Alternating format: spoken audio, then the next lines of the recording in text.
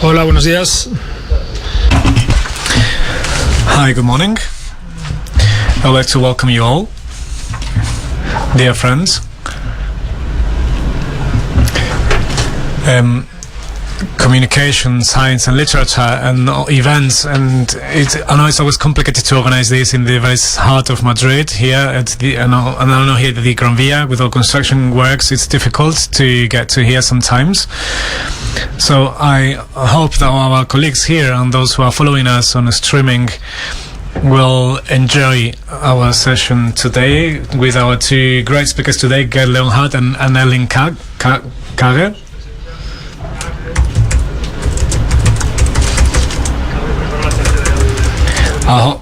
So today, my name is Mr. Lucas. I'm the manager for content for this space of Fundación Telefónica. I've got a great team here working with me to make all these events possible. And also I also have the luxury of knowing Oscar Blanco, who is responsible for the Forum of Culture, which is taking place now in Burgos, and we hope it will continue for many years. So, because it is the first time that we, Fundación Telefónica, are collaborating with Foro de la Cultura, and we are convinced it will not be the last time. From the very beginning, the coordination has been fantastic, and this will take place in Burgos from tomorrow until the 11th of November, and they have a fantastic content program. And even big cities such as Madrid or Barcelona also would love to have such an interesting forum with all the different topics they are going to be dealing with. So I very much encourage you to go and participate in this forum. And for those of you who cannot be there, or those of you who want to enjoy these presentations twice, some of our speakers today, well, additionally to the speakers of today, on Monday we'll have Richard Stallman on Monday, and in the afternoon Helen Pitcher will have a great conversation also with Maria Blasco, and then Christian Feldberg with José Guirao, our Minister of Culture in Spain, and we will finish on Tuesday the 20th of November with Takanori Shibata, who is also here with us at Telefonica, because we have this exhibition Ask the Robots on the 3rd floor, which will be until the 3rd of February open, which we also encourage you to visit this exhibition. So I will finish briefly. I will just say my third and last thing. So after expressing my gratitude to all these people, I would like to highlight that from Fundación Telefónica, we always love to have culture focused not only in the big cities, but also a very important town such as Burgos is also very important, and that's why we are so happy to have this content in the forum. So I'll just leave it here. We'll have Borja Álvarez Rubio, who is the subdirector of promotions, and after that we'll have Oscar Blanco, who is the coordinator from the Foro of Culture. So thank you very much for being here and enjoy the session. Thank you.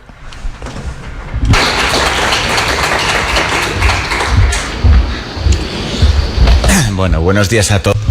Good morning, everyone. I am Borja Álvarez. I'm the subdirector for promotions and cultures from the Ministry of Culture. From the very beginning, we have promoted the Forum of Culture in Burgos. This is the 3rd edition, or the 3rd year we do this, and we truly believe that within all the projects that we support, it is a very relevant project. And it is very different to many others, because it is linked to culture and thinking, and this linkage is more and more relevant nowadays.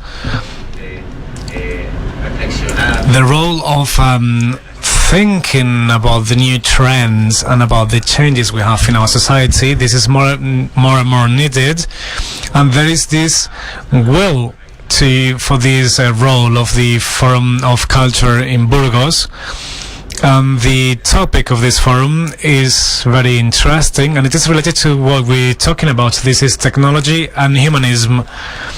It seems that we are at a moment where technology is changing very, very fast in our society, and sometimes citizens feel this anxiety with all these changes. So that's why we think there is the will, the appetite to see how these changes are going to affect our society from the political point of view, but also from a cultural point of view.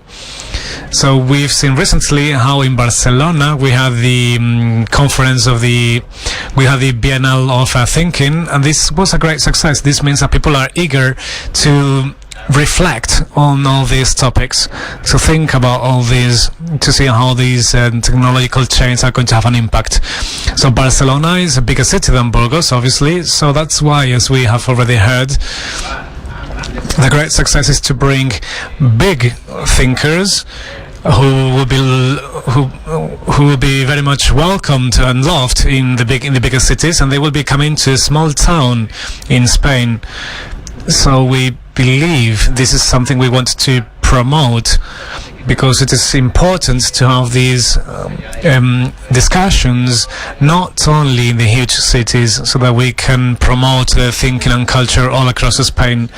So it is a fantastic topic we are going to be discussing in Burgos. I'm so sorry I will not be able to be in Burgos these days, but I'll try to follow some conferences through streaming. And the topic of these conferences is very interesting, and this will allow to see how the society is going to evolve with technology, and how culture, what will be the new role of the culture, because all these changes can open a window to new opportunities. And if we are moving towards a new society where more things will be automated, maybe our citizenship will need to do different activities. This reminds me a little bit of when it came to, well, there's a book by Bertrand Russell talking about how people are not willing to work, and this can be very interesting for the future. And next Monday we'll also have our Minister of Culture here, José Guirao, to have a discussion with Christian Felberg in relationship with his theory of the common well-being. And with this we will conclude this series of conferences. And there we will express once again all the support of our ministry to this very relevant activity, which is the Forum of Culture in Burgos. So once again, thank you, and enjoy the session.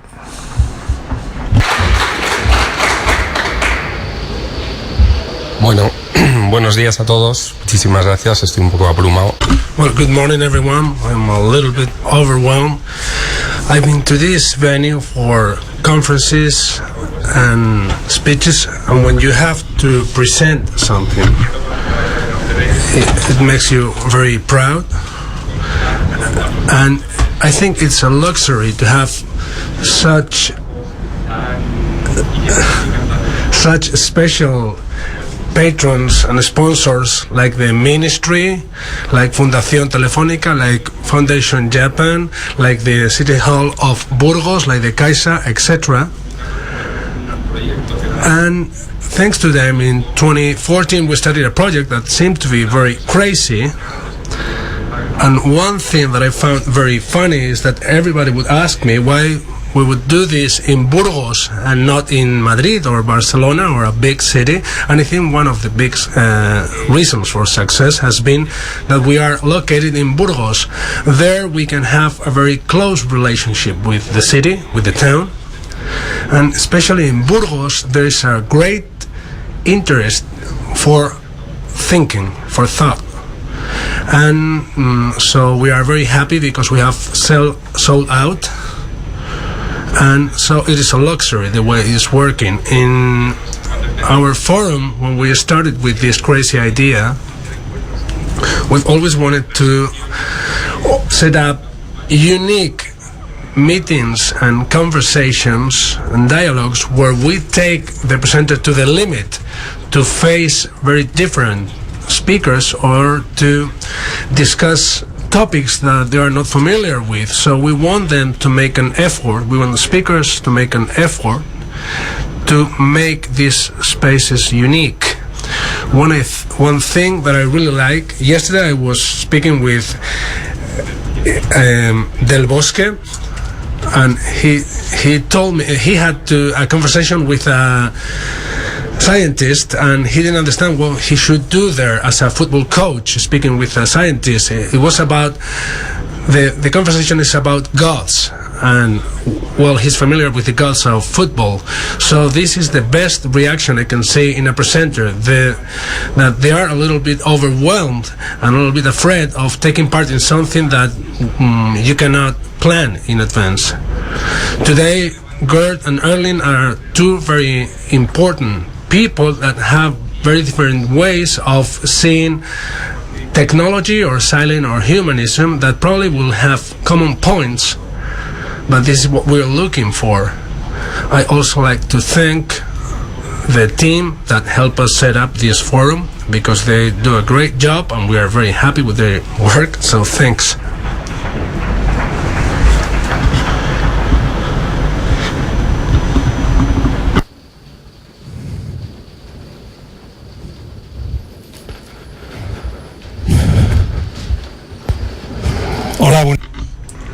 Well, good morning, everyone. Thanks for being here.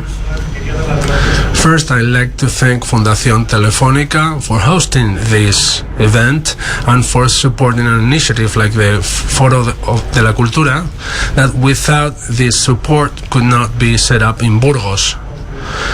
I haven't introduced myself. I'm Raúl Briongo. I'm the director of Diario de Burgos. And since Foro de la Cultura started, we have supported this initiative because we think it is a great way to indicate where's the real importance of cultural policies. We have seen many cultural events where we hear the same cliche all the time, and we think it's important to put thinking in the central role, and this is what we have tried to do since the beginning. Oscar has indicated how important it is that this is organized in Burgos. He knows very well how difficult it has been to make this idea a reality. And this has allowed to consolidate an initiative that I think has shown the image of the city of Burgos all around the world. So I'd like to thank Oscar and all the sponsors for having enabled that in this cultural desert that is Burgos, there might be an oasis. And now, focusing on today's dialogue, I'll introduce the first guest, who is Gerd Leonhard. He feels very familiar in discussing the immensity of technology and its developments. He will be with us in Burgos, because it is in Burgos where technology started in Atapuerca millions of years ago, where human beings had to start adapting to survive. He was born in Bonn in 1961. He was able to combine such different aspects as studying Lutheran theology, playing in a rock band, and a Green Party activist and composer. I don't know if he still does all these things, but I think he keeps most of these activities. His career has focused on technology, in the media, and in the entertainment industry, both in the US, in Europe, and Asia. His main virtue is that he's able to anticipate and he's able to read before anyone the changes that are to come. He defines himself as a harvester of human values of the future. From culture and society to trade and technology, he brings back news from the future for the social and business and media leaders of today to make the best decisions in the present. In his last book, he explores the ethical and social key questions that need an urgent response by society in order not to become dehumanized. So I give the floor to Gerd, and I'd like to tell you that each of the presenters will deliver a presentation, and then we will have a dialogue, and at the end of this dialogue there will be a Q&A session. Gerd, I give you the floor.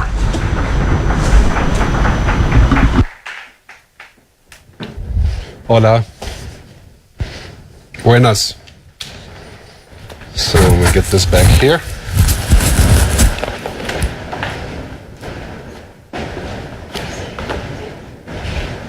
So hola, ¿qué tal?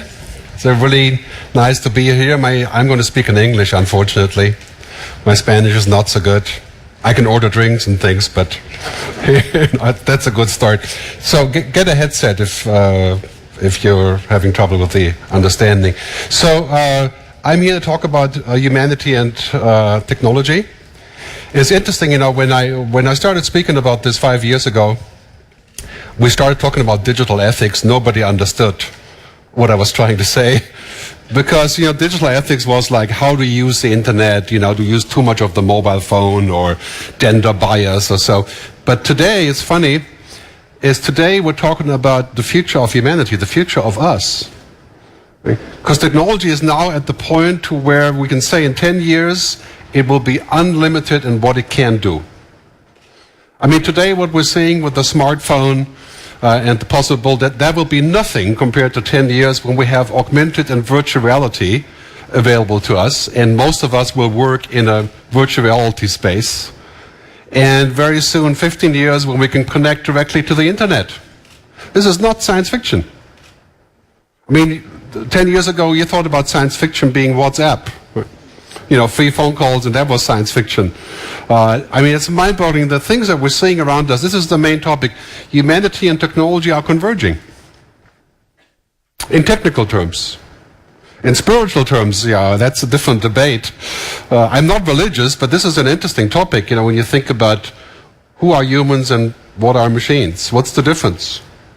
I mean, clearly, you can see this is already our second brain, our external brain. This is where we keep things. It's not too far-fetched that you can say in 10 years, this is our brain. And we cannot get up in the morning without connecting to the brain. That would be a very sad moment. Because, when you think about really what's happening here in our world is that it's going to change more in the next 20 years than the previous 300 years. And I think 90% of that is good. We can defeat cancer, not 20 years, maybe 30 years. We have unlimited food, unlimited energy, cheap healthcare, global community. I mean, that's amazing. That's like nirvana. I mean, today, Richard Branson has invested last year in a company that makes artificial meat. In the lab. It's actually real meat, but it's grown in the lab. And right now, it's 2,000 euros a pound. But if this works, we can feed everyone. I mean, if we distribute, if the price comes down to 10 cents. But these are all the trends. Virtual reality, big data, artificial intelligence. It's enough to make your head spin. Every day there's a new innovation. Every day there's somebody else launching a new thing that is the next big technology. And here's the bottom line. It could be heaven or it could be hell. But the technology doesn't care what it is. And technology is machines. It's just about efficiency, making things work. Technology does not have any moral code, or it just makes things work. And if the mission is to make paper clips, it will make paper clips from us, if it can. I mean, when you go in the forest walking, and you're stepping on 5,000 ants, you kill 5,000 ants, you don't even notice. I mean, they're just ants. There's plenty of ants. So maybe in the future, technology will step on us by accident. This is a very big discussion. We have to think about who we want to be. If we want heaven, I think we can have heaven using technology. Well, we're going to have to talk about what that means. And then we're talking about politics, culture, social contract, ethics, economics.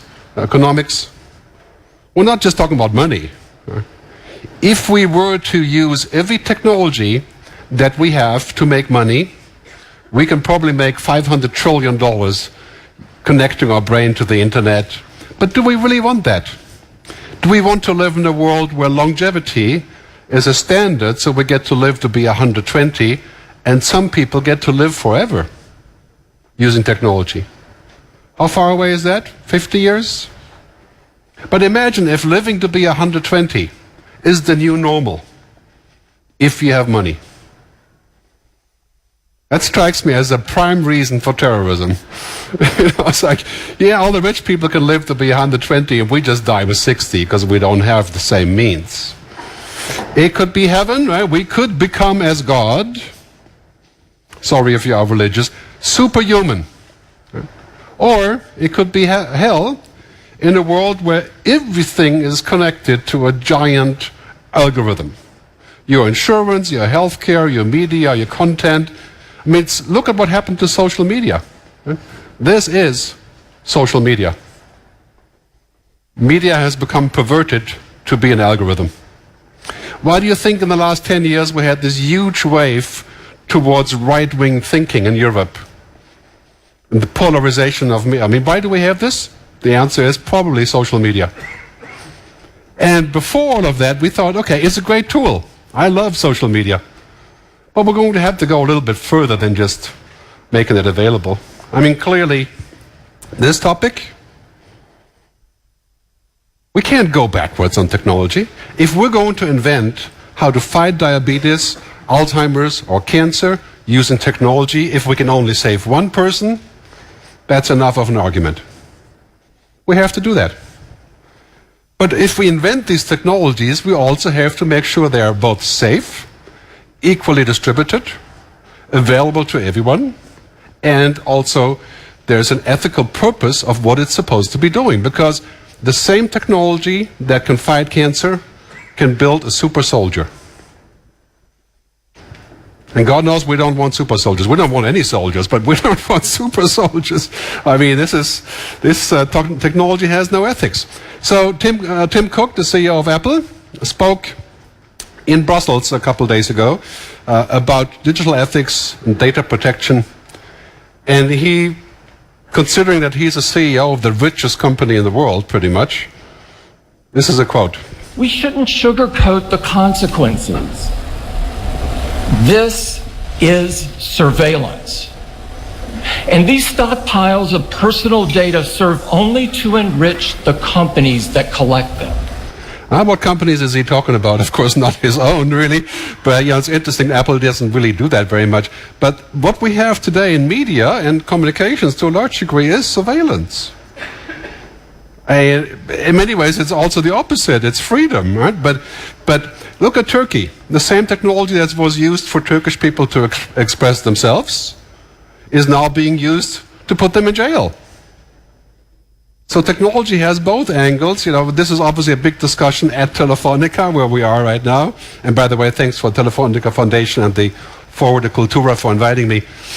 The idea of, the new digital bill of rights, a new social contract. SAP has an AI ethics proposal. This is a software company. Talks about AI ethics. It's a huge topic. People talking about new laws that we need. And the biggest thing is that we should not let technology firms decide what our future is. I mean, look around today. I mean, I work for lots of these technology companies as a speaker, so I see it firsthand. Who decides the conversation on the future? It isn't us. It's not the government. It is not the people. It's not the political parties. It's the tech companies. The tech companies tell the story of the future, and they tell it really nicely. Leader being IBM, of course. We should not let the story of our future be told by companies that make hardware and software. I mean, this is a human story. It's not a sales, not a marketing pitch. Look at the discussion about AI and ethics exploding. Just a couple days ago, Tim Berners-Lee published a new contract for the web. This is the World Wide Web Foundation at the Web Summit in Barcelona. This is the hottest topic of the year. Gardner says digital ethics is the #1 topic for 2019. It's funny, Gardner is a completely tech company organization, talks about techie things like virtual reality and cloud computing, and now they're saying ethics is the biggest topic in tech. And I mean this positively. It's not like we're going to spoil the party or something. I mean, ultimately, what is the point of having technology if we can't be human? I mean, that would defeat itself. How would you have happy consumers if we are robots? I mean, the whole system kind of perverts itself. So, digital ethics really is the difference between whatever is possible in technology terms and what is a good thing to do for humans that provides happiness. Well, what is happiness?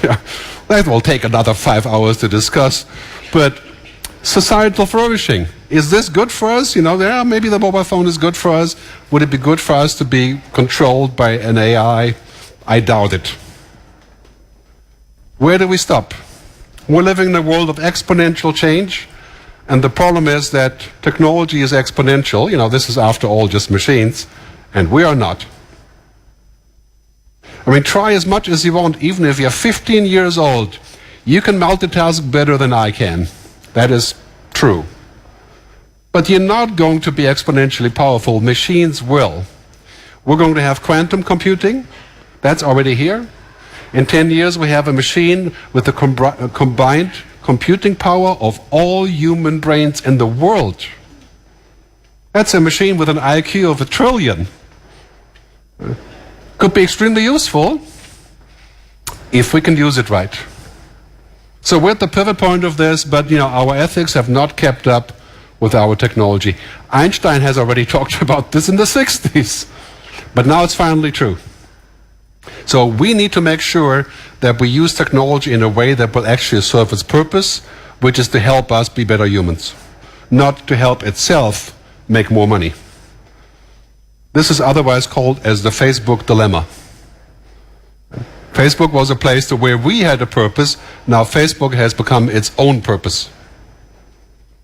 Facebook is a place where we are the content of it to generate billions and trillions of dollars from our data. And in return, addicting us. Data is the new oil, and AI is the new electricity, artificial intelligence. This is what all the tech companies are pursuing.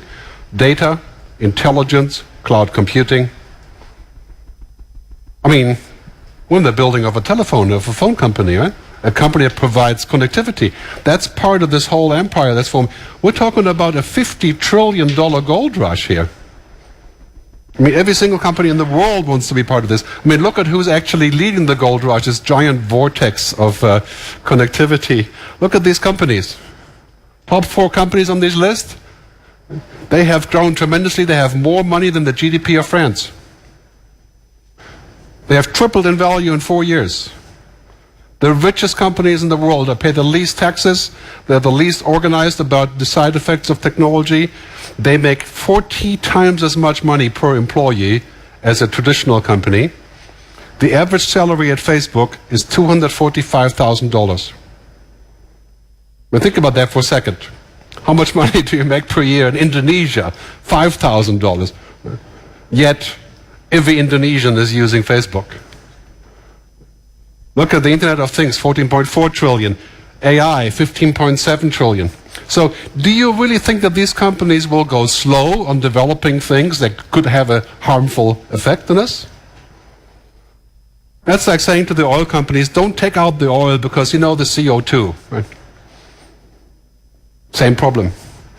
We're going to have to think a little bit further because now these machines can actually think, they can hear, they can speak, they can learn. Now, before you get too worried, When we think about these human terms, thinking, hearing, learning, speaking, that's not what machines do at all. Machines don't think like humans for at least another 50 years. So it's not like that. But enough, if they have machine thinking, that's already plenty. Because now we have artificial intelligence becoming pretty much active at every place of society. Look what happened here. Language translation, intelligent assistants, Alexa and so on. Call centers, debating, poker, Go, speech recognition.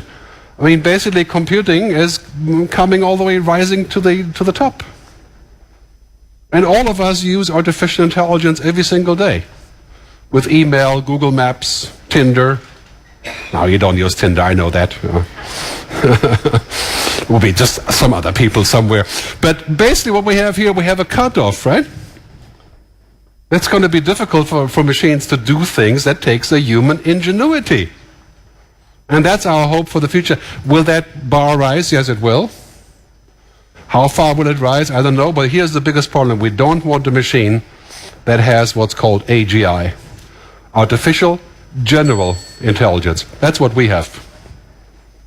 We're generally intelligent. We don't want a machine to have this.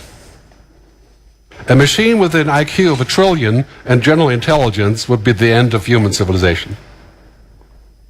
Not by purpose, just by accident, like stepping on an ant, petting a horse. And we'd be the horses of the digital age. So intelligent assistants, AI, that's fine. But an arms race on smart machines, very bad idea. And, we already there. I mean, Putin already says that that's what he wants. Of course, he says many things, but he says that he wants to make sure that Russia is number one. China wants to make sure China is number one. I don't know about Spain, but we'll see about that. But basically, I mean, this is a huge conversation because we're going to what's called an intelligence explosion. A machine that can do anything. I mean, the other day I was surprised, a week ago I saw a robot that can make a dental implant. A dentist, a robot can be a dentist. This was an operation in Japan where the machine did the whole thing by itself. Not sure I would want to go there, but yeah. So here's a key question. What happens to us? What happens to the things that make us human? I think we're going to need a moratorium on artificial general intelligence. Not on AI or fancy software, smart machines. I think that is disruptive but probably good. But in a machine that's like us, I think that's a bad idea because we're building a new meta-intelligence. We're connecting everything. I mean, this is what phone companies do, right? They connect everything. Now we're going to have 1 trillion connected devices. We're going to build a new nervous system. That's really what we're building. A brain. In fact, Google calls it the brain. There's like 5 or 6. There's even a European Union brain project. So then we have all these minor questions. Security, privacy, rights, sustainability. I call this minor questions because when you have conversations with companies about the future, these are questions that matter after you have a couple of drinks. As Bertolt Brecht liked to say, dinner first, then morals. We cannot sustain this. I tell you, in 10 years, we're going to be at a place where this is a reality. And then we're going to say, well, sure, that's really bad because now I can no longer get insurance because the system knows that I smoke. You shouldn't smoke anyway, but, of course. So Tim Cook again said, technology can do great things, but it does not want to do great things. That's because it doesn't want anything. If technology is going to do great things, then we have to make it do great things. We have to have the right government, the right politics. Every politician needs a driver's license for the future, a test.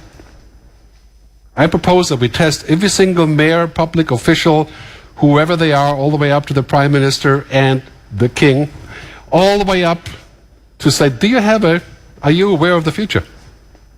Can you decide what it takes? Because now we're going into the world that will no longer be about this whole debate of if we can do something. That's today. The new debate is why we're doing something. And this is the question that Telefónica is trying to answer with the social contract debate and the digital ethics. It's no longer about technical feasibility. We're getting to a world that is frankly unsustainable. I mean, social media is built on addiction. Social media companies have hundreds of neuroscientists trying to figure out how to keep you there, like cigarettes companies used to do. They create filter bubbles that make trillions for them but kill every other medium. And they're ultimately a danger to democracy.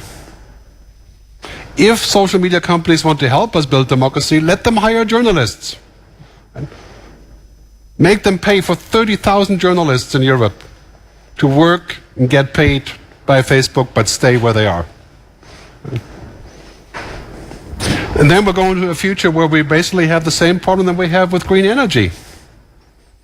Nobody cared about the externalities of oil and gas or nuclear until we have the stuff that we have today. And that is 485 ppms. Climate change, warming, all the stuff we're going to have to eat in the next 20 years, that is everywhere. Now, the same thing is going to happen with technology. The externalities of technology, surveillance, loss of privacy, machine thinking, we have to address them. Otherwise, we'll be in the same place than we are today with the climate.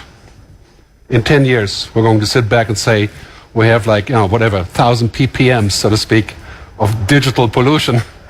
And we need to think about that as a way of where it's going. So I've proposed this Digital Ethics Council as a way of putting that into place. An organization of 50, maybe 60 people around the world who get paid very nicely to do the job of thinking about what we actually want. You would be surprised how much we agree what we want. Even between China, Russia, India, US and Europe. There's quite a bit of agreement of what we want to be. Primarily that most of us, 99% of us, want to be human. There is a 1% that wants to be more than human. And we'll find that out in Burgos tomorrow, right? So I'm going to wrap up by saying basically as our lives move into the cloud, this is the key question. How do we put the human back inside? And as the next speaker will tell you, this involves silence, boredom, mystery, secrets, things that make us feel we have to protect them. We have to create an EPA for humanity, a protection agency for humanity. Because as much as I love technology and the money that comes with it, obviously everybody loves that, the convenience, what does it do? If we can't be human, what's the point? And it does not actually, the biggest danger today is not that we're going to be killed by robots. That is a danger in 50 years. The biggest danger is this: we become too much like them. We get lazy, we stop thinking, we'll leave the work to them. And that also impacts our education. We have to think about that. We have to really talk about not just the STEM education, but the combination of the two. I call it HECI, humanity, ethics, creativity. Why do we stop teaching kids music, or art, or sports, or philosophy? That is stupid. This is the only thing that makes us human, and we take it away.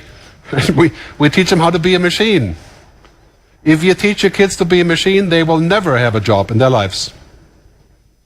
Because machines are no longer stupid. It's very important that we put this on equal footing. 50-50. The science and everything else. Because here's what's happening is, we have the same cards we had for thousands of years, but these are the cards of tech. A new card every week. We must invest as much in humanity as we do in technology. That's easier said than done, I realize. We'll talk about what that means shortly. So I summarize by saying this is the inevitable future. Basically, technology is absolutely everywhere. Big data, cloud computing, the Internet of Things, artificial intelligence, quantum computing, virtual reality, the blockchain. I could go on forever. The list is basically endless. And we're talking about hundreds of trillions of dollars. But on top of all that stuff, we have to think about how we put humanity on top of technology.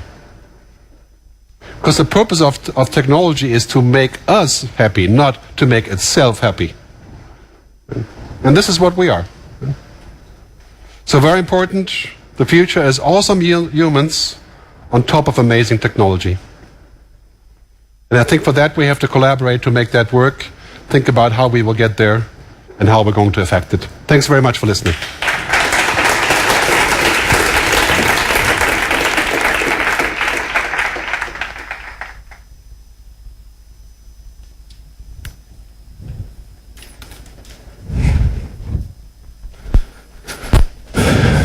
Muchas gracias. Thank you so much. So next, we are going to have Erling Kagge. He was born in Oslo in 1963. He has many different jobs. He's a lawyer, a collectionist of arts. He's a publisher, but especially he's an explorer. And not only because he has succeeded in the 3 poles, the North Pole, the South Pole and the Everest, Mount Everest, he has done something which is even more important, which is reaching his own interior. So he has reached the essence of human beings. So the 50 days he spent alone walking in the South Pole allowed him, among other things, to distinguish all the types of white you can see there, and he understood how small the humans are if we compare them to nature, and how big, how tremendous humans are if they feel they are part of nature. This is where he understood the importance of silence and how mankind tried to move away from it from today's technology. So he's got one of the best definitions of noise I've ever read. For him, noise is everything that moves us away from ourselves. An old friend of mine from Cologne used to say that we need to be in all different places. So Erling also went to New York for 5 years, where he lived and slept, and he had his life in the US. After this adventure, he decided to graduate in philosophy in Cambridge. He also opened a publishing company, which soon became the most important one in Norway. And after that, he bought with the biggest publisher in the country. He has published different books, translated into over 30 languages. So he has sold many books. He also has 3 daughters. He is part of this generation where the parents would let their children get bored at home. So possibly this is part of all his thesis. So please, Erling.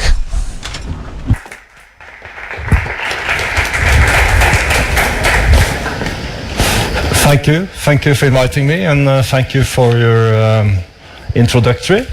I very much appreciated Gerd's talk, and to me, it kind of, you always hear, the essence of technology is technology itself, but obviously the essence of technology is us, you and me, and what it does to us.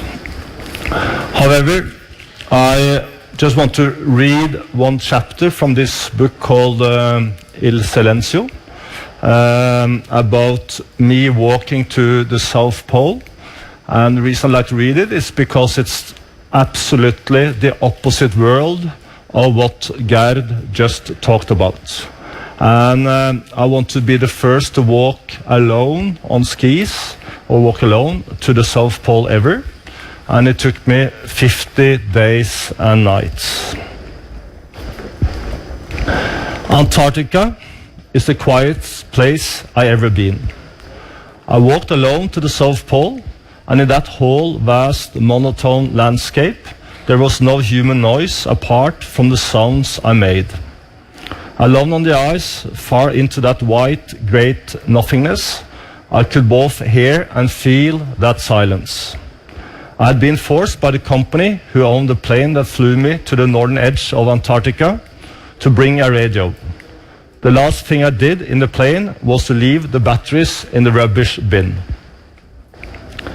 Everything seemed completely flat and white, mile after mile, all the way to the horizon, as I headed southwards across the world's coldest continent. Underneath lie over 7 million cubic miles of ice pressing down on the Earth's surface. Eventually, in complete isolation, I began to notice that nothing was completely flat after all. The ice and snow formed as small and large abstract shapes. The uniform whiteness was transformed into countless shades of white. A tinge of blue surfaced on the snow, somewhat reddish, greenish, and slightly pink. The landscape seemed to be changing along the route. But I was wrong. My surroundings remained constant. I was the one who changed.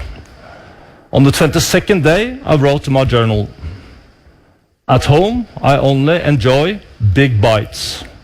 Down here, I'm learning to value the minuscule joys. The nuanced hues of the snow, the wind abating, formations of clouds, silence." As a child, I was fascinated by the snail that was able to carry its own house wherever it went. During my Antarctic expedition, my admiration for the snail increased. I pulled all the food, gear, and fuel I needed for the entire trip on a sledge and never opened my mouth to speak. I shut up. I had no radio contact, nor did I see a single living creature for 50 days. I did nothing but ski south each day, even when I got angry about a broken binding or because I nearly slipped into a crevasse. I did not curse. Lashing out brings you down and makes a bad mood worse.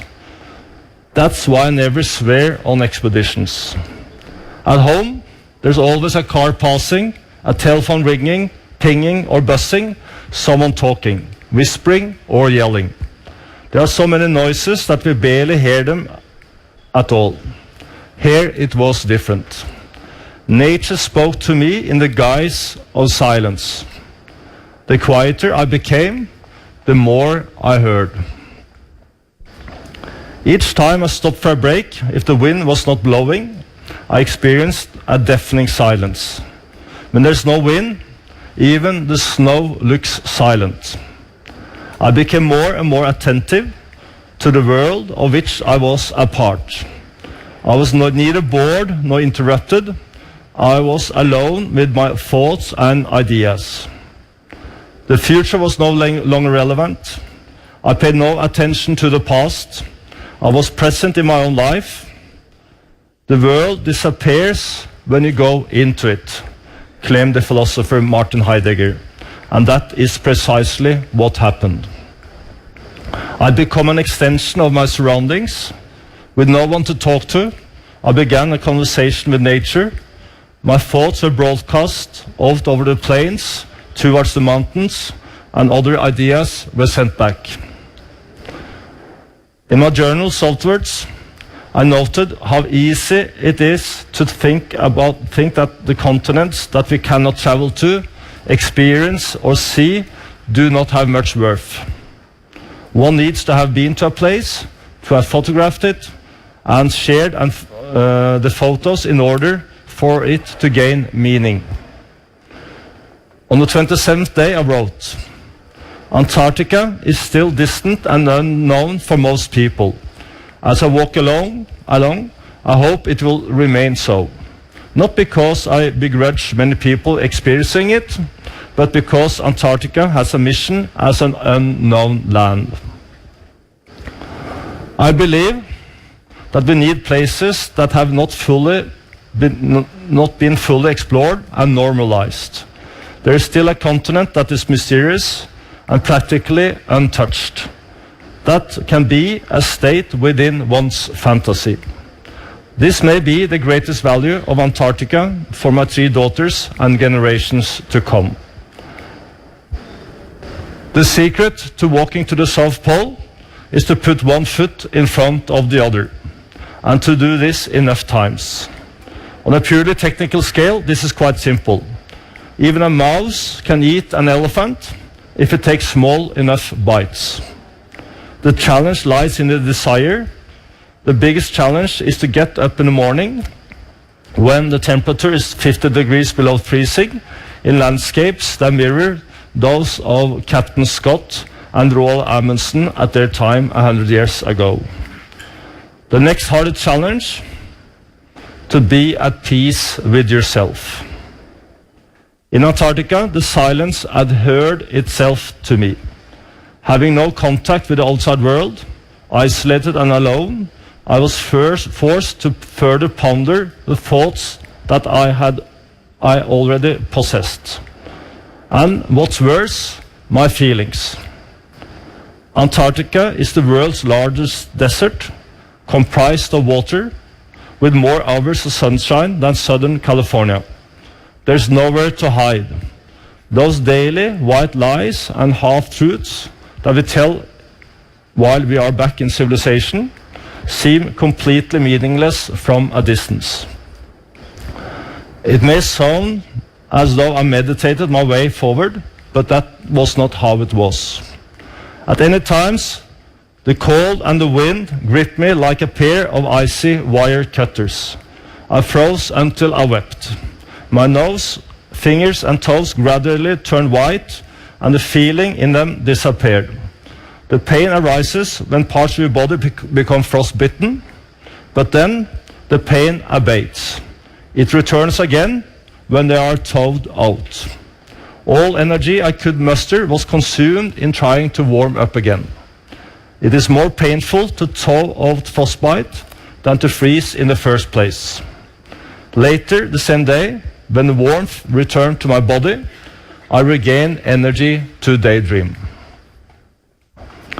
The Americans, they have built a base on the South Pole itself, on the geographical point, and scientists and maintenance workers reside there for several months at a time, isolated from the outside world. One year, there were 99 residents who celebrated Christmas together at the base. Someone had smuggled in 99 stones and handed out one apiece as Christmas gifts, keeping one for themselves. Nobody had seen stones for months. Some people hadn't seen stones for over a year. Nothing but ice, snow, and man-made objects. Everyone sat gazing at and feeling their stone, holding it in their hands, feeling its weight, without uttering a word. And the reason I read this chapter was because I think it's important to keep in mind that we are all born explorers. When I look at my 3 daughters when they're small children, they all wanted to climb, explore the world before they could even walk. They were always wondering what's behind the horizon. They want to have more space around themselves. And of course, that's the spirit that has been taking humanhood forward. And also through the history of mankind, now Homo sapiens had lived for a couple of 100,000 years, has always been about something physical. It was not we who invented walking on 2 legs. It was the possibility of walking on 2 legs that invented Homo sapiens. And today, we're slowly moving into a future where you hardly have to walk, where you hardly have to do anything physical. And already you can see today in our part of the world, to be able to move slowly, to be able to walk, to be able to explore things physically, is turning into something which the privileged in society can do, still to be doing, while the less privileged will live a less physical life, and more a life more and more a part of technology. Of course, we all will be a part of technology more and more, but it seems like the class divisions in society will just also increase due to this. So,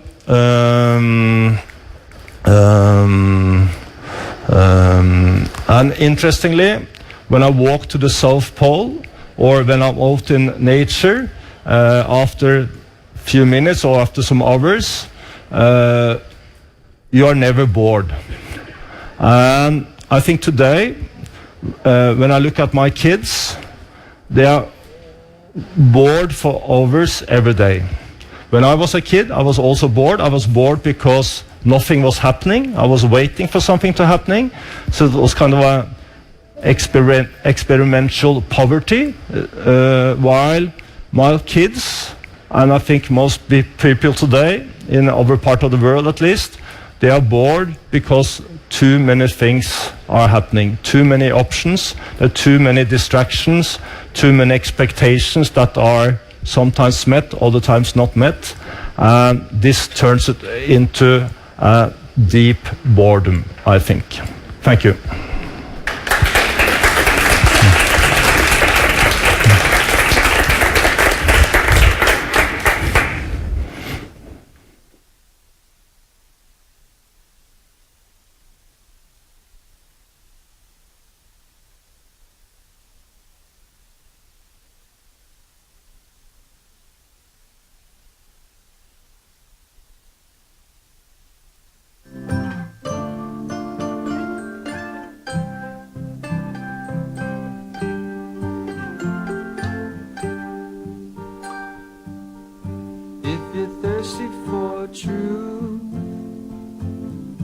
Grab yourself a drink. The philosophers are about to be. Bueno, pues después de escucharos, me gusta. After listening to you, I'd like to start by asking you, how do you think the world will be in 10 years? How this binomial of technology and humanism will evolve? So, I'm an optimist. I think that we are already on the path of where we're realizing what we have to do. And unlike climate change, we are feeling what technology does to us, in good ways and in bad ways. And also technology will set us free in many ways to address ourselves, because it's forcing us to think about what we actually want. So I think in 10 years we'll be at a point where basic technology is everywhere. Well, we'll have, I think the numbers are, by 2030, it'll be 9 billion people on the internet. So talking about a quiet place, right, there will be hardly any quiet places left. I think we're going to have reserves for quiet places. I think we're going to have places in Madrid where we have no connectivity, like a park.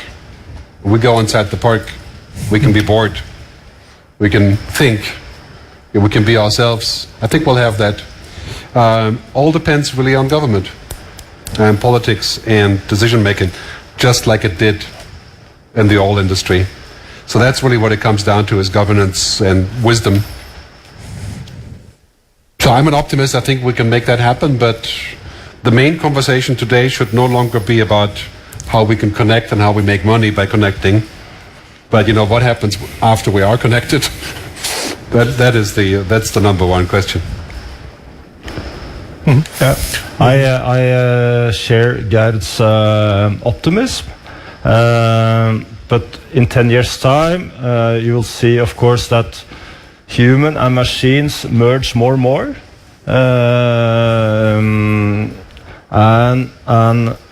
and already I think silence and being offline, etc., is become a great luxury for less and less people, and that will of course increase, and also I think will increase this kind of new kind of slave economy. Like, of course, in the old days, slavery was about physical compulsion to make people do something for you without paying them relevant wages. While this kind of slavery is still happening today, maybe about 60 million people being still slaves in the world. But now we see a kind of new generation of slaves like us, who's kind of as Gerd talked about, that we contribute all this information, doing all these favors for companies that again are selling this or using this information. So that's kind of a new way of doing slavery. And although it's very different from the traditional one, some of the economics are quite similar. So somehow, I think that's. And but I'm not negative to technology. I think in general technology is for the better, and the world is increasingly becoming a better place to be. But it's Can I comment quick? I think the challenge is that silence or humanity or ethics values don't make money. You know, they're inherently human. So you cannot be a company that sells, well, our product is humanity. I agree. You can't. That's why, you know, although silence is the new luxury, it's very hard to commercialize. But you can still now see that it's commercialized in the sense that they're already not making public parks, as you said, but they're making places to go to, which can be offering silence to their guests. And you can also see that now all major companies, if they make, if it's Apple or Pixel, whatever, they're offering silent options on the telephone. If you take the new Pixel, if you turn it upside down, you have muted your phone automatically. And you have also all these apps that kind of limits how much you're going to use them. So this is something which I think all the top executives in the major tech companies, at least in Silicon Valley, are totally aware of. I think, you know, the challenge here is that we're incentivizing noise and activity and connectivity because that makes money. Because basically our capitalist system is driven by profit, right? Growth. I agree. Profit makes noise. Yeah. So actually, yeah. So in the future, I think we need to switch to what people call people, planet, profit. I call it people, planet, prosperity. The triple bottom line, right? When we do that, then we can say there's actually a benefit in not connecting. And you get paid for not connecting.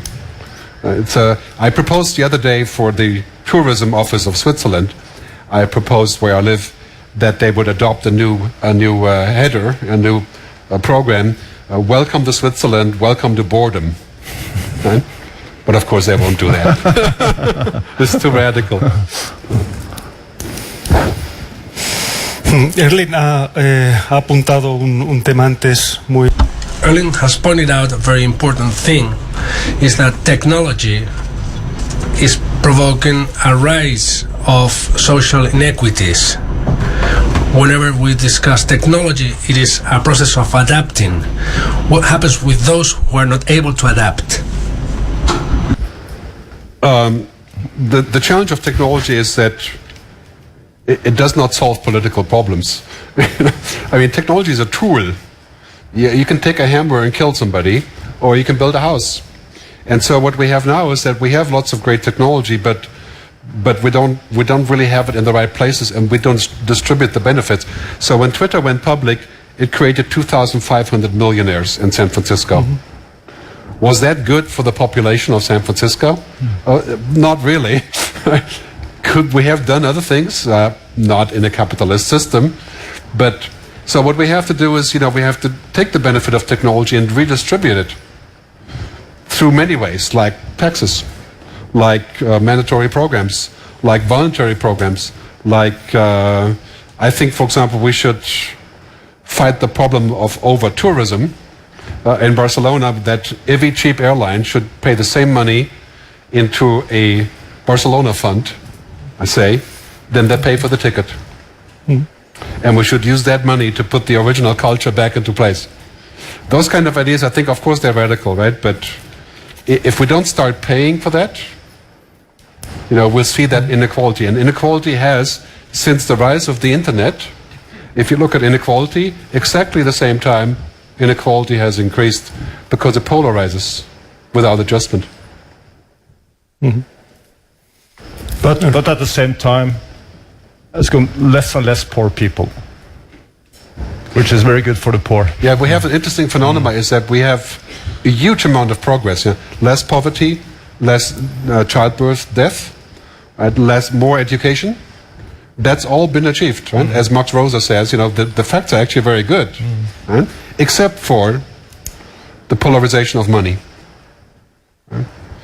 And the polarization of money is an old problem, but for example, what you have in the US is that productivity is increasing like this, but wages are decreasing and jobs are also decreasing. That is because there's no provision to make up the difference. And this is the problem. I think it's going to get much worse unless we find a way of saying, when we automate everything, which is going to happen, pretty much everything will be automated, we distribute the money. I mean, that's not a radical solution, but it just takes political will, I suppose.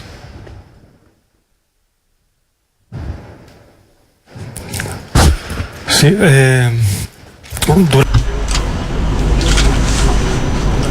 For many years, humans have tried to be educated like machines, focusing on technical skills, on accuracy, productivity, and at the same time, robots are trying to become human.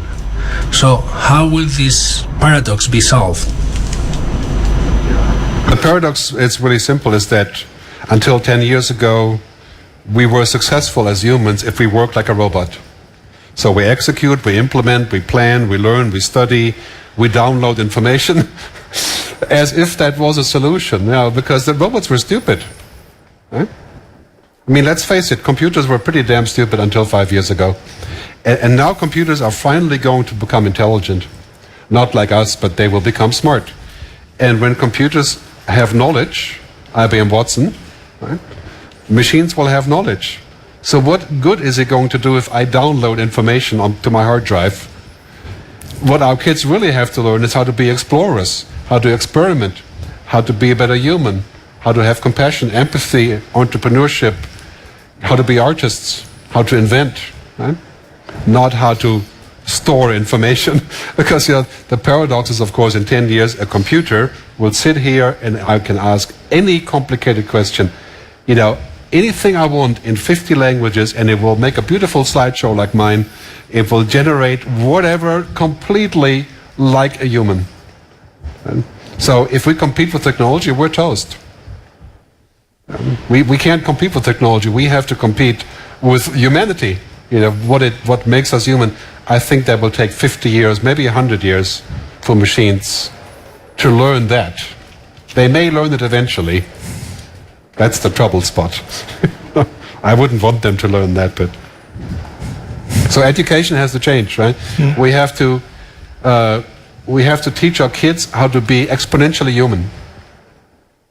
Because that's all they have. They've got another 10 years to figure this out, but, we need more philosophers, more artists, more entrepreneurs, more inventors, not just scientists and technologists. Mm-hmm. We need both of that to come together. Erling. Yeah, I agree, and it seems like to me it seems like this is going to happen in the Western Europe and the States first, and then the question is, how will this be developed when China and other nations, they're not going to prioritize philosophers the next 10 years, huh? Yeah, I mean, it's quite clear that in the next 5, 7, 10 years, you still have a pretty good job if you're a programmer. Mm. But computers are already programmed themselves, right? And computers are doing what's called cloud biology, which is to do medical experiments in the cloud. Mm. And in 10 years, I can tell the AI to run my DNA compared to 5 million other DNA. That will all be there. Right? Mm. And so technology will not save us. If you think that technology will save your job, you're mistaken. That's temporary. Mm. Mm. Mm. Lo que pasa es que para conseguir eso hay... What happens is that in order to achieve this, we have to invert many years of having limited intuition many years of not listening to ourself, listening not only to data but also to intangible aspects.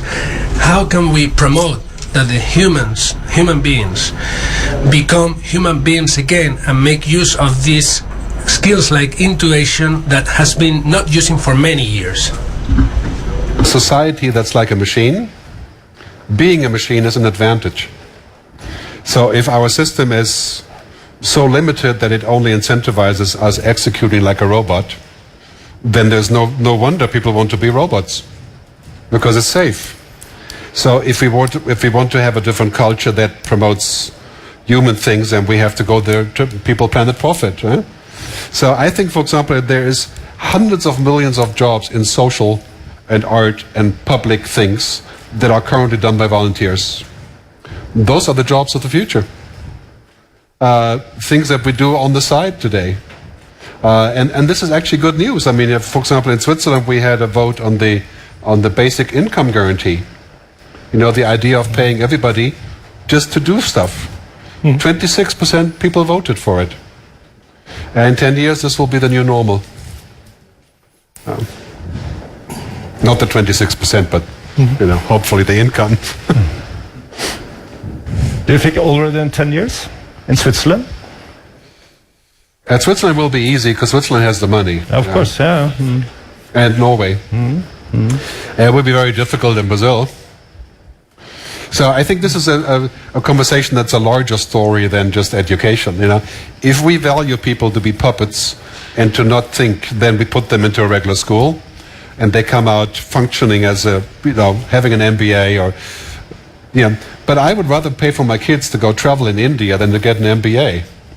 But do you see a future when, like in 10 or 20 years, that most people will not be working like for 6-8 hours a day? I think that's probably going to happen, yeah. But isn't that I think that's in Norwegian we say that's the root of all, everything which is bad in the world is people not working. Yes, but the difference is that I think we will be working, but the payment will be separately. So we have to sooner or later separate money and work. Everybody needs work for self-fulfillment, especially men. Men need to work, right? But that can be kept separate from the money. So the purpose of working can be had without money, and it can make money or can not make money, but it's still a purpose. Right?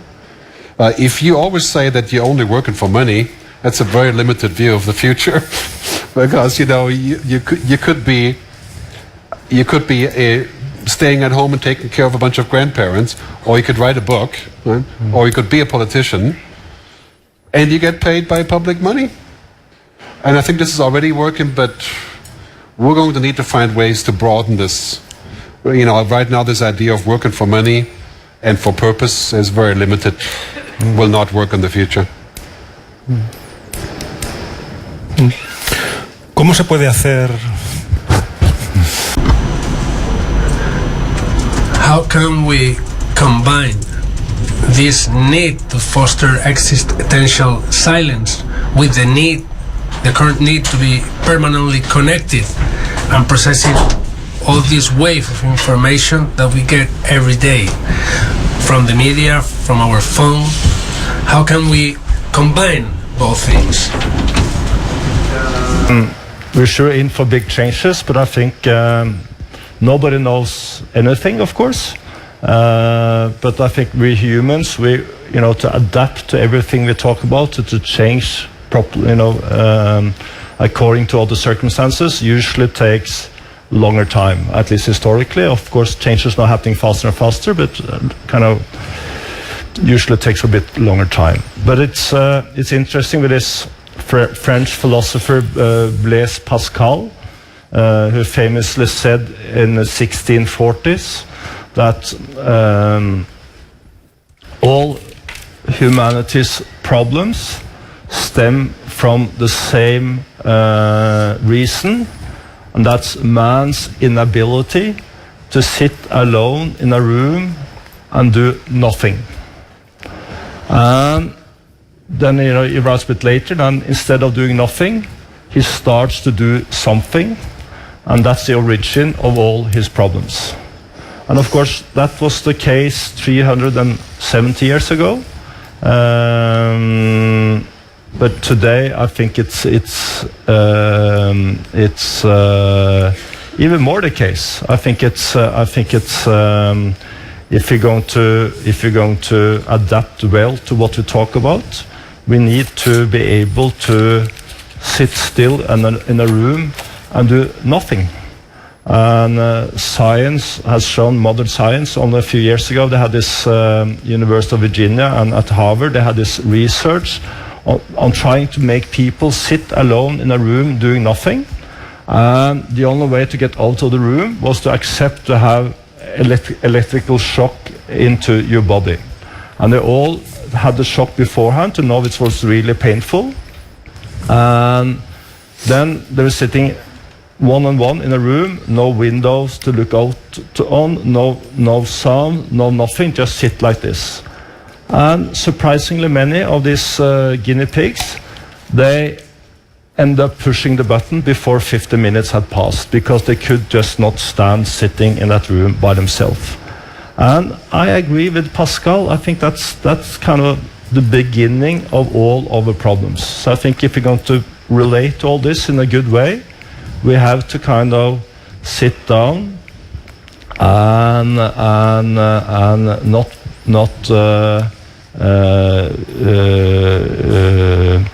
it ends up being a question if you're going to lead your own life or if you're going to have your own life led by someone else. And of course today this has always been a problem philosophically but also as a matter of fact. But today we see a tendency that we're less and less leading of our own lives, which I think is a mistake. Yes, we have this, I mean, it's a great story about Blaise and how it connects with today. I mean, today you have to see who defines what is good or bad. And if we're looking at who defines what's bad, we know that technology companies say it's bad to disconnect, it's bad to be bored, it's bad not to have many friends on social networks, it's a bad idea to go somewhere without your mobile. All these things are bad or lame or otherwise disgusting of some way or the other, right? Because the message of technology is that you are actually not enough as a human. You have to modify so that you can qualify, and this is why they call it the quantified self, right? We actually have to upgrade. Right? I mean, this idea of upgrading is ridiculous. That is a constant theme, that we cannot be enough because we're just humans, right? So we need to change our software, and all these kind of things. And so we have to create a new story, and that new story is that we are already good as we are to do the things that we can do, and technology is a way of expanding that, but it's not the substitution. Right? So technology has become a religion. Basically. I think I agree. But it's interesting. It's, the same people who define what you just said as bad, as I write in my book. Then Steve Jobs started this new trend, and that was to make sure that your own kids were not a part of that culture. So now we see also New York Times just had an article last week, and it was the most read article in New York Times for 24 hours or something. That was all about all top people in Silicon Valley. They make sure the kids don't use the phone all the time. They're not having devices at home. They're not having devices at school. They're kind of back to blackboard teaching. They have books on paper. And so, they know the risks about everything we talk about. But of course, the whole business idea is contradictory to the way they would like to live. And they export all this to everybody else. I mean, I think the fact is that removing humanity and replacing it with technology is the biggest business ever. Mm-hmm. So in 10 years, I marry a robot because I'm too lazy to have a relationship. And the robot works just fine. It's good enough. Mm-hmm. And so we see this today already. I have all these friends on social networks, but I'm the loneliest person in the world. The suicide rate on social networks, the power users of Facebook are the highest suicide rate in all of the population segments. I mean, these facts are quite interesting. Is that basically overconnectivity will kill us. But of course the whole idea is connectivity, and that connectivity is bliss.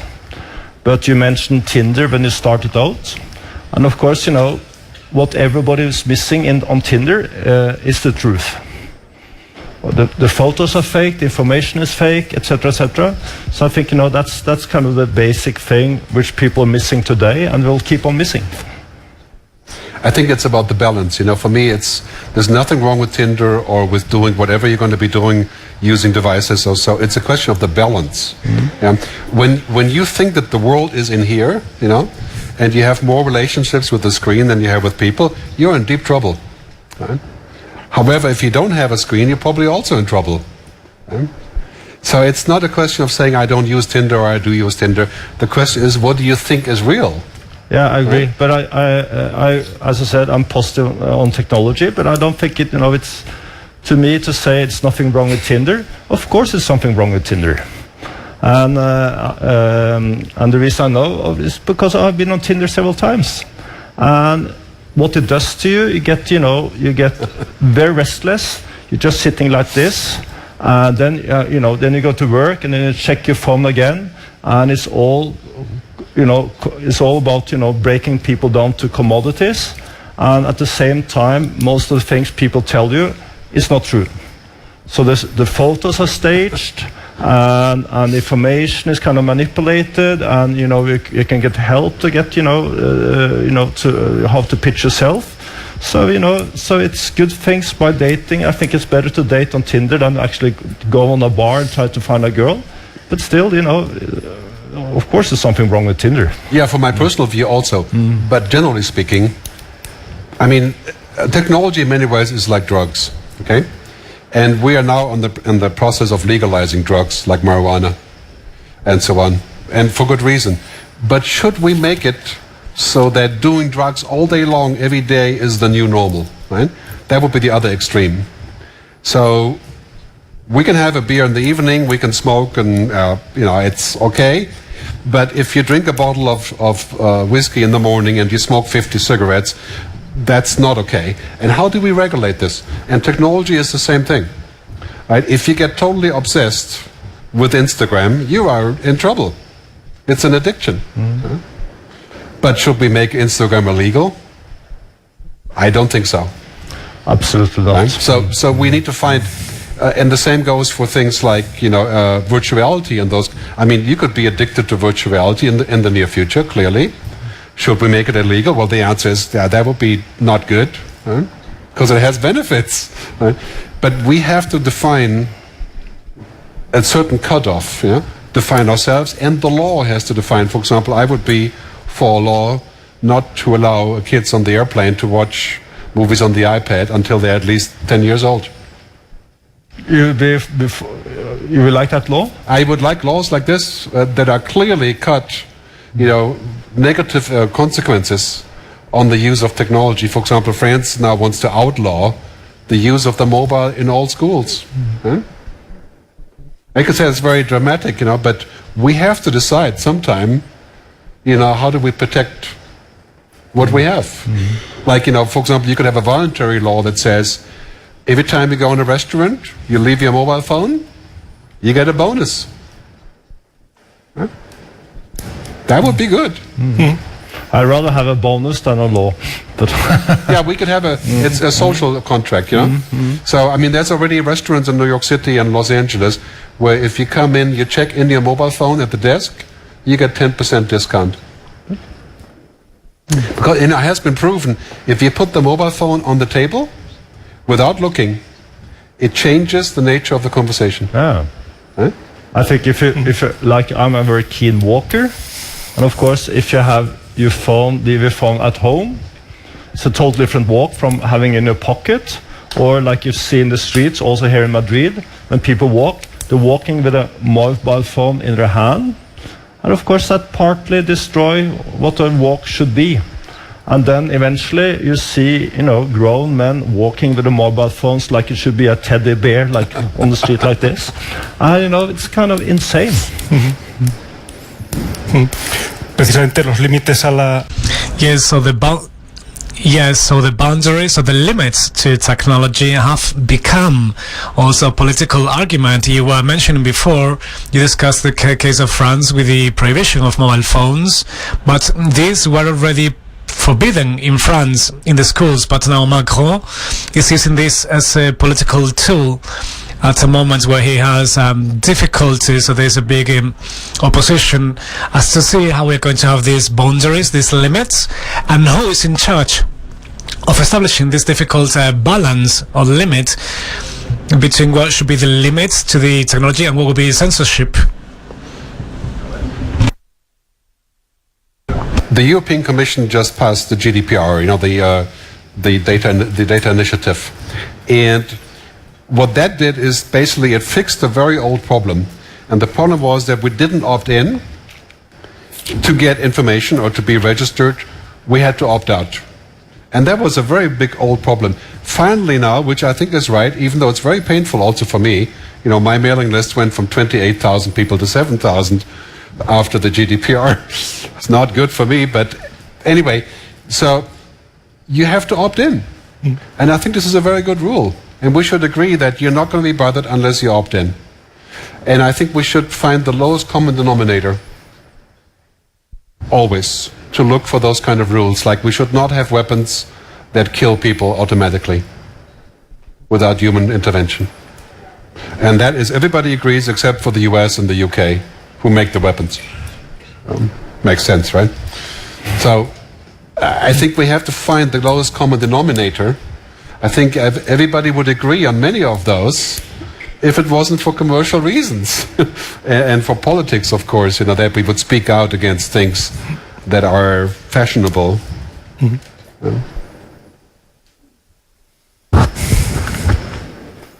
Sí, no sé qué querías añadir algo. Would you like to add in something? Erling, who should establish these boundaries, or where can we distinguish what would be a limit, what would be a censorship?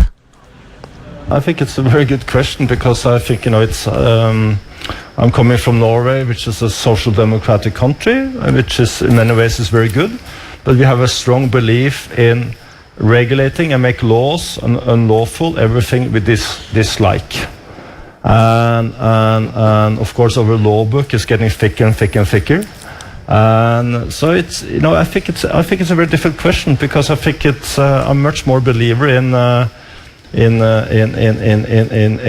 making it tempting for people to do something than regulate it that you can't do it, because eventually you're going to have so many laws. So it's kind of also for the privileged to understand the laws, and hardly anyone else will get it. And then again, of course, it's all the lawyers. It's kind of the last group on earth that has all the privileges. They will do even better. So it's I think it's a very, very difficult question. It's a legal question, and it's a moral question, and it's a practical question. It's very difficult. But but I agree with the comparison with drugs, and of course all these apps are also, they're so colorful, so those kind of look quite a bit like drugs today. So it's this addiction, and it's not addiction for heavy users, but addiction. I think most 15-year-old girls today, they're quite addicted to different apps. Well, take addiction. I think it should be illegal to have an army of psychologists and neuroscientists working for your company to figure out how you can be addicted to its platform. Mm-hmm. I mean, we made it illegal that you could put the substances in the cigarette that do that. Now it's still in the food, of course. I would still have that, right? But that's a very bad idea. Now Apple, in return, came back and said they're inventing things to keep people away from the apps. Mm-hmm. So the latest edition of the iPhone has the screen time app that they can intervene. Right? This is a paradox, of course, but companies have to be good at paradox. Telefónica is going to have to be very good at telling people when to not connect. This is a paradox, but that's the future. Yeah. But even because this autumn Google has also started talking about silent times, limits on how on not only Google but also the Google's telephone Pixel into it, and the executives they're talking about silence, etc. But at the same time, of course, is noise that makes all the money for Google. But how do we force companies like Google to rehumanize, what I call rehumanize, to put the human back in the middle? Yeah? We can't go to Google and say, well, now you've made, I don't know, a couple $1 trillion doing X, Y, Z. Would you voluntarily agree to the following? Right? That's just not going to happen. No. Right? I mean, Facebook will never rehumanize because being anti-human makes trillions of dollars. Taking out the human from media has made them rich. So what we need to do is to say, we want you to rehumanize by the following means. Right?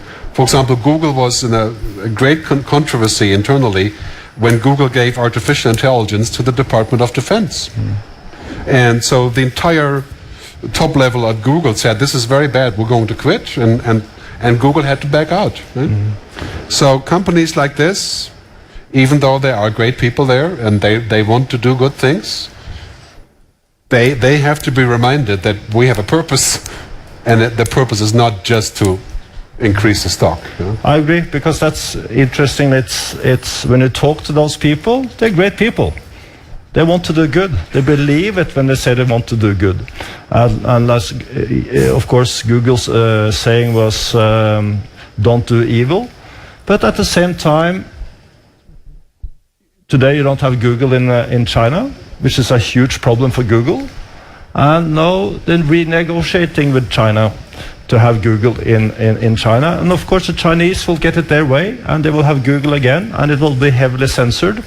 And so all these principles that were very important for Google a few years ago, and they said no to China, they're now negotiable, and you will have Google. So that's the way it goes.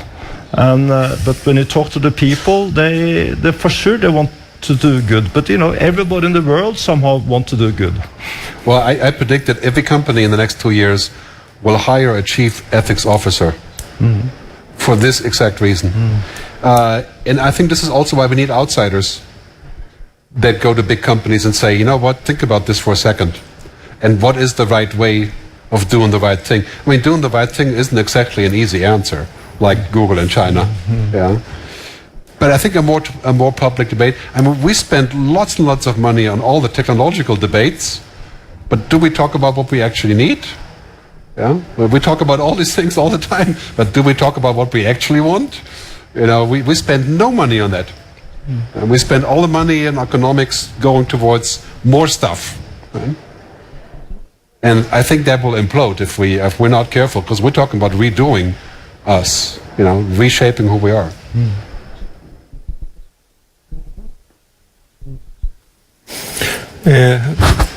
Se puede pensar.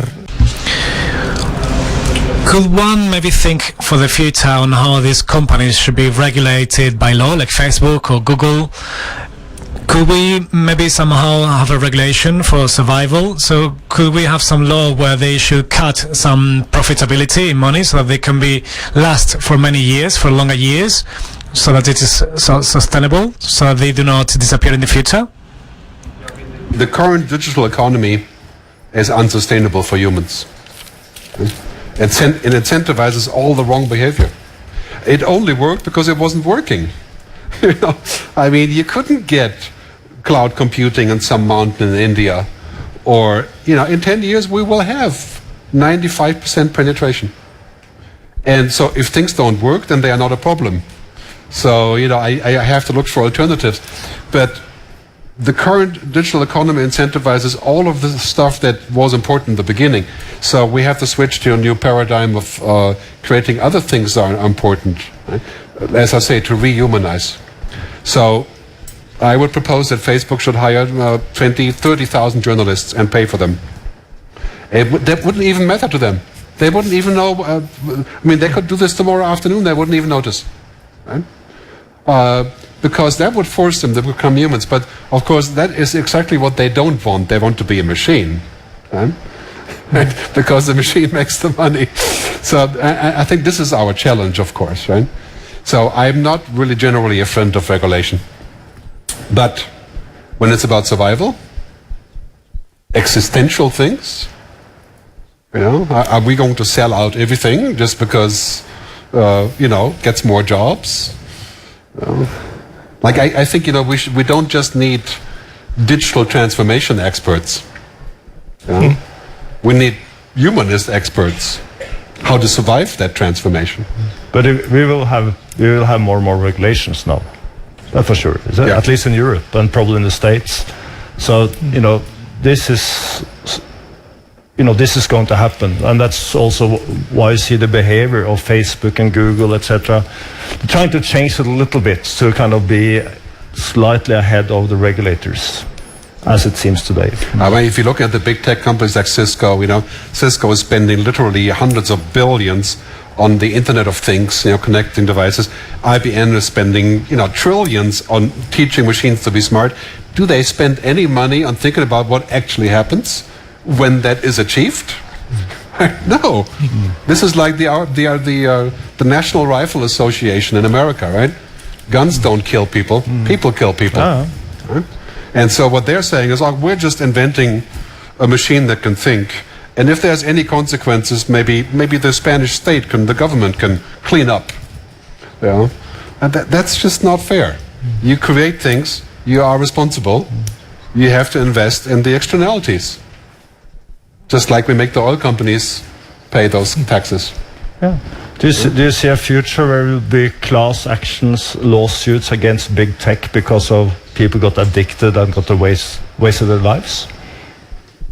It's difficult, I mean, like you have in the cigarette business. Yeah, it could be. I think that I left Facebook 4 months ago. It was a hard decision because Facebook is a fact of life, and my traffic has gone down 70% to my website. I'm also a publisher, right? I publish, and I don't get the traffic. But Facebook was at that point, with all the scandals and morally indefensible. And so, they're not criminals. They weren't hacked. They're just acting completely unethically. And that's at a certain point you have to ask that question. ¿Y veis factible una involución?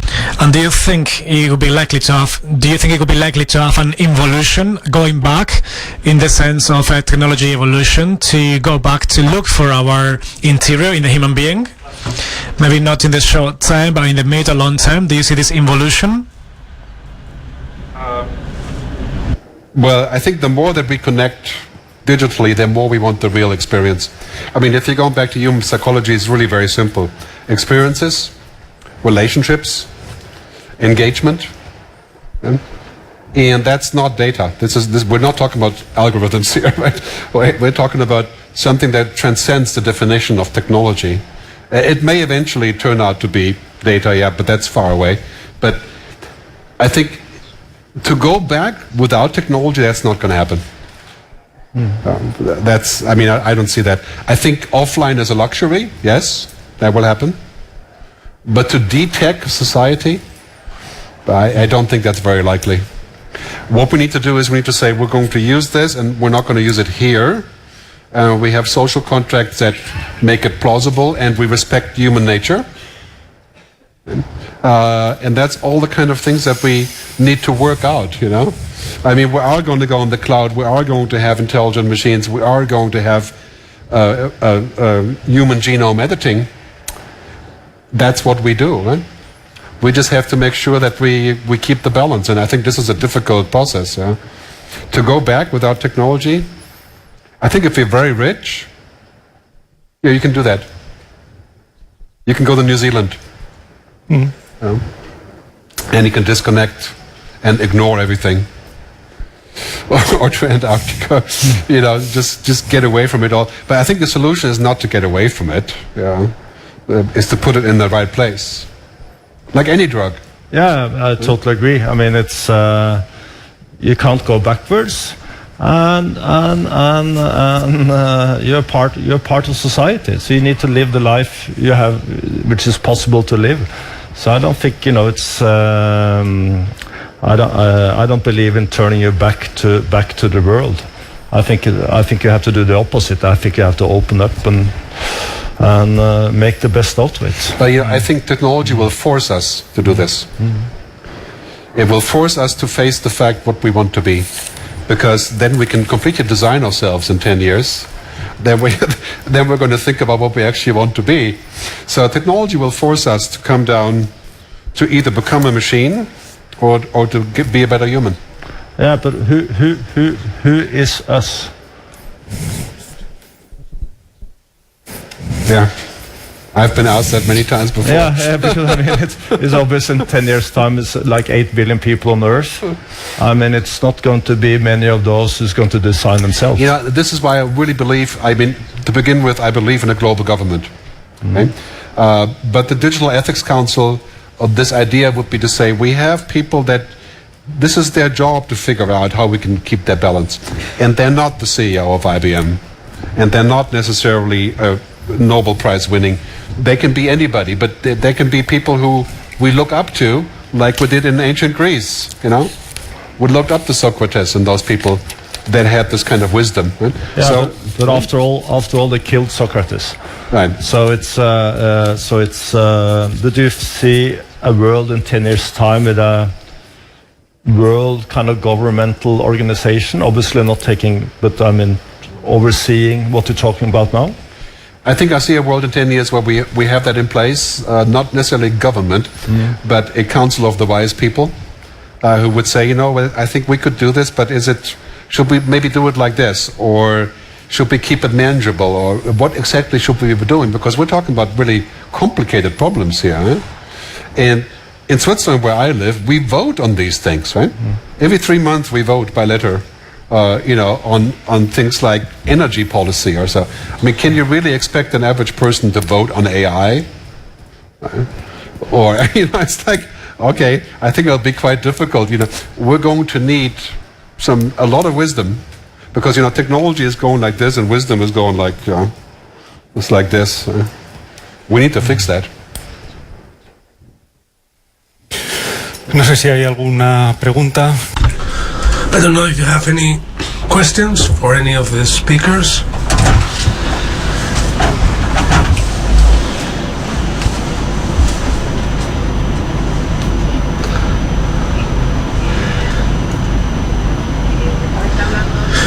Well, Gerd has mentioned, has discussed man in front of the machine, human versus machine, that technology does not control us, but I think that we are controlling machines.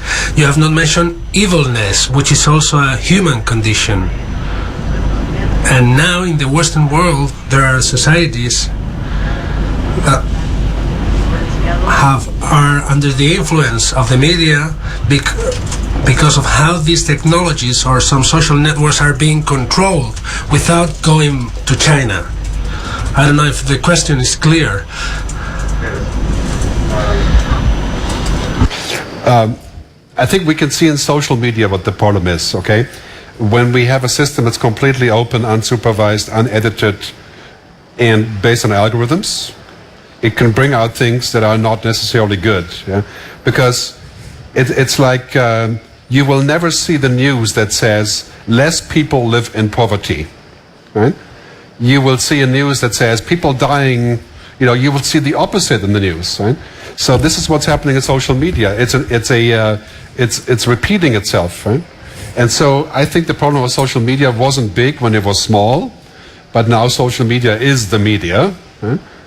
And so we have really no truth left, because the basis of it is essentially amplifying itself. And so we need a balance of that again. And I don't believe that, this is a fundamental philosophical question, right? But if you believe that humans are evil to begin with, humans are basically evil, then you would want to do different things. You want different policy, like you would not have a basic income if you think that people are basically lazy, right? I believe that people are basically good, given the chance. Lo que creo es que What I believe is that, unfortunately, evilness is also a human condition. There is some sick people that would do something which is wrong. So we need to fight that. Well, obviously both things are human, right? Good and bad. The thing is that if we live in a world that's based on algorithms, it's hard to fight the evil part, because they use the algorithm. Right? This is why I'm voting for human journalists. Yes, you can manipulate them, you can corrupt them, but it's much harder than the machine. So this is why I think if we want the truth, we have to use humans. Huh?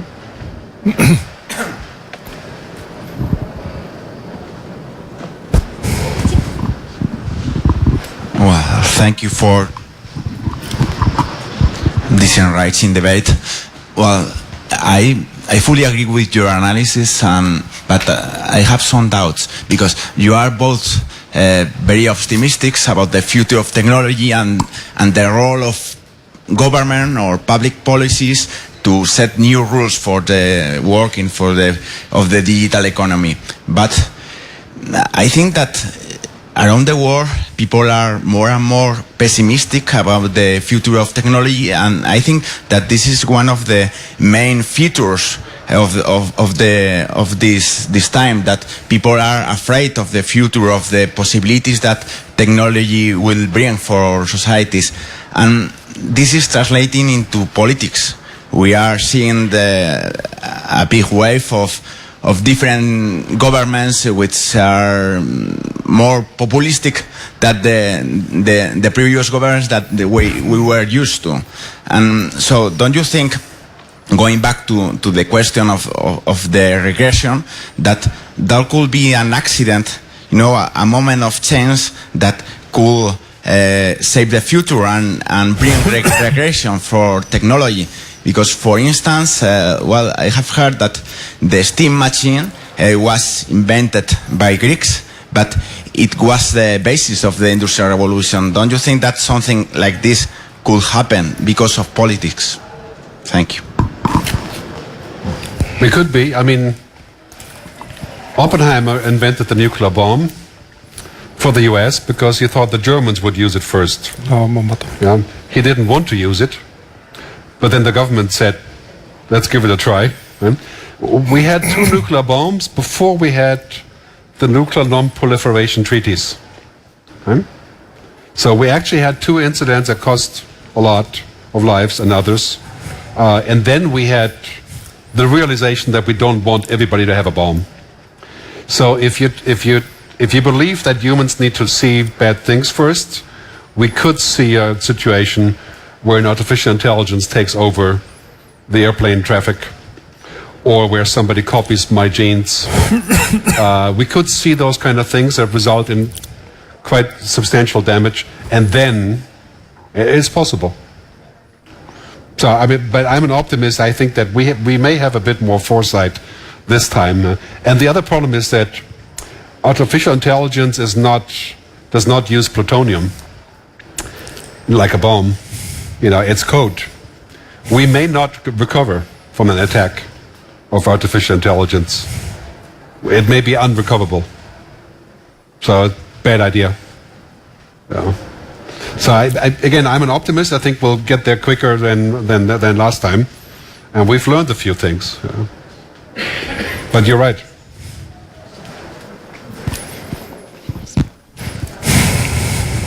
¿Alguna? Sí, hay. ¿Lo puedo decir en español? Sí, claro.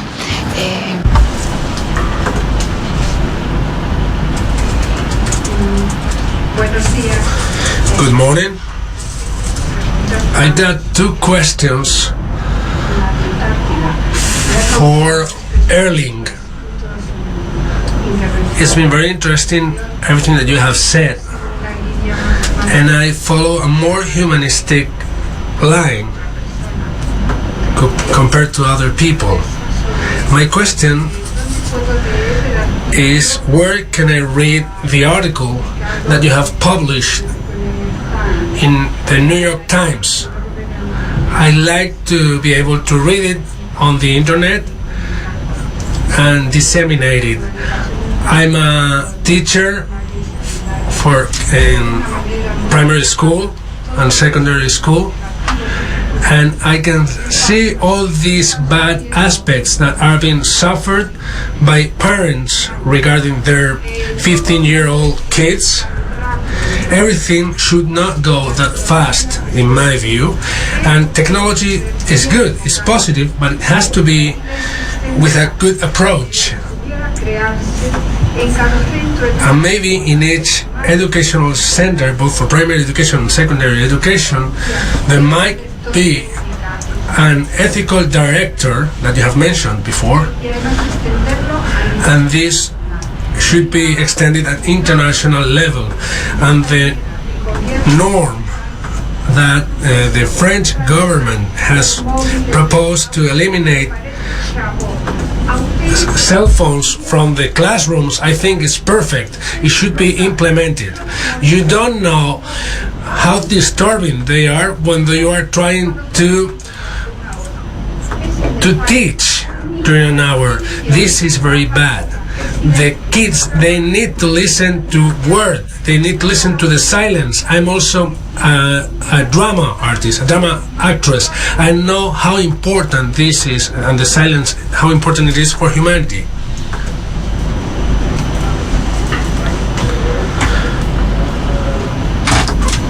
I mainly agree with you. Back to kind of practical question, it's this article. I think to get something for free, if you're not buying the book, if you go to Guardian, the English paper, they have extracts from the book for free. But also, like in New York Times, after they made a big story on Silence and Me, they also use it in the classrooms around in the States. In cooperation with New York Times, so that was a big success. So I think it's a huge curiosity, but of course, just try to understand silence, and the importance of silence is about making life more difficult than necessary. Of course, to go all in for technology or all in for noise is easier. But I believe, at least if you're born in Norway, probably in Spain too, you have to make life more difficult than necessary. But I mean, let's have no doubt about this. You would not have a chance of convincing an 18-year-old kid of these issues, right? And I think that is a question of who tells the story. I mean, we're not exactly young here, right? You talk to people who are digital natives, you're getting a different picture of things. Yeah. The question is who tells the story, right? And currently it's kind of like the drug dealers are telling the story. You know? Here's another great drug, which is you can wear a virtual reality helmet and not even exist anymore. Right? Or you can take these nootropics and think faster. And this is all like, I mean, the stories are everywhere. We have to tell another story. Right? And that story involves things like nature. Right? Not as a alternative necessarily, but as we have technology, we have nature, we have human, it's all in parallel, right? It's not a question of either or. Right? And I think this is a really important conversation that we need to have more commonly as to what matters to us. Right? But it's difficult. I think the unhappiest group on earth is 15-year-old girls. This is a big challenge.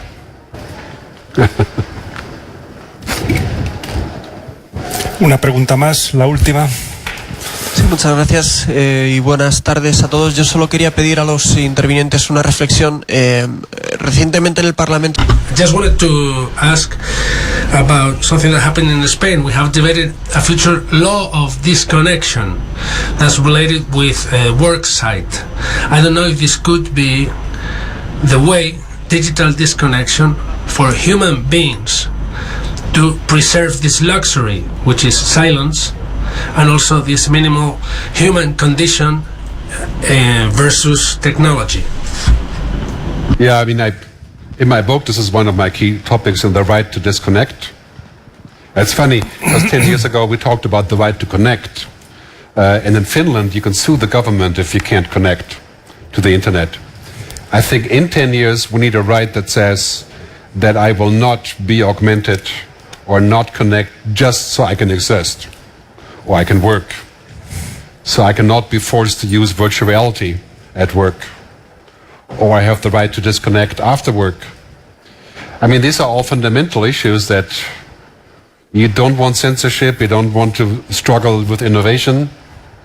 That's not going to be an easy discussion to have. I think it's a good idea to carve out whatever we can carve out, to keep the space for ourselves, and to implement rules or social contracts that will protect this. But, you know, basically, if we hadn't protected the coast of California from oil drilling, it would look pretty bad. And this is what Donald Trump wants to do now. He wants to drill for the oil. So we have to protect part of what makes us human. Otherwise, it will be taken. I think that's the end of it, kind of. Bueno, pues muchas gracias a los dos ponentes. I'd like to thank both speakers. I'd like to thank the audience for being here, and I invite you to come to Foro to continue with the Foro de la Cultura that starting tomorrow and until Sunday will turn this town in the center of thinking. Thanks.